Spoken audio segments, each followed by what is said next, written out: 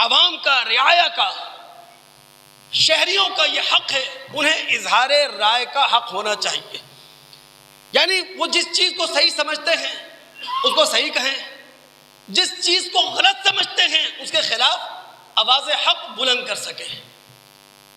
آپ اسی سورہ مائدہ کی آیت نمبر 2 کا مطالعہ کریں. اللہ فرماتے ہیں وَتَعَاوَنُوا عَلَى الْبِرِّ وَالتَّقْوَى وَلَا تَعَاوَنُوا عَلَى الْإِثْمِ وَالْعُدْوَانِ.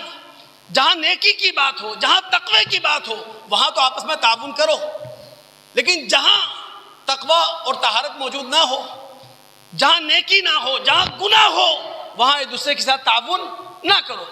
ہمارے خلفائے راشدین جنہوں نے عظیم حکومت اس دنیا پر قائم کی، ان خلفائے راشدین نے ابو بکر سے مطالعہ کریں، عثمان غنی تک آئیں، اس کے بعد علی اور اس کے بعد دیگر لوگ. آپ کو معلوم چلے گا ان لوگوں نے برسر اقتدار ہونے کے باوجود اپنے آپ کو عوامی عدالتوں میں پیش کیا. ہمارے اندر اگر کوئی خامی دیکھتے ہو، ہمارے اندر کوئی غلطی دیکھتے ہو، اسے بیان کرنے کا تمہیں حق حاصل ہے. ہم تم جیسے انسان ہیں، تم ہی لوگوں نے ہمیں منتخب کیا ہے. اپنے آپ کو عوام کی عدالت کے اندر وہ پیش کر دیا کرتے تھے. تو کسی بھی ریاست میں، خاص کر اسلامی ریاست میں، یہ عوام کا حق ہے اظہار رائے، اس کی آزادی انہیں حاصل ہونا چاہیے. نبی علیہ الصلوۃ والسلام کی ایک معروف روایت کے الفاظ کیا ہیں؟ افضل الجہاد کلمۃ حق عند سلطان جائر.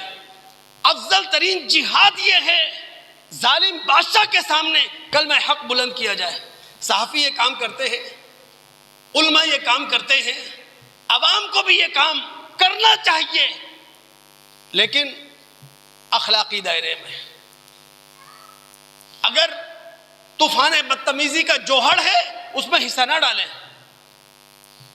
کوئی بھی چھوٹی غلطی ہے، کوئی بھی بڑی غلطی ہے، آپ لوگوں کو آگاہ کرنا چاہتے ہیں، اب اپنی آواز دنیا کے کونے کونے تک پہنچانا چاہتے ہیں، سوشل میڈیا کے ذریعے پہنچائیں، لیکن کبھی بھی غلط انداز نہ ہو، آپ کی زبان غلط نہ ہو، آپ کے الفاظ غیر معیاری نہیں ہونے چاہیے.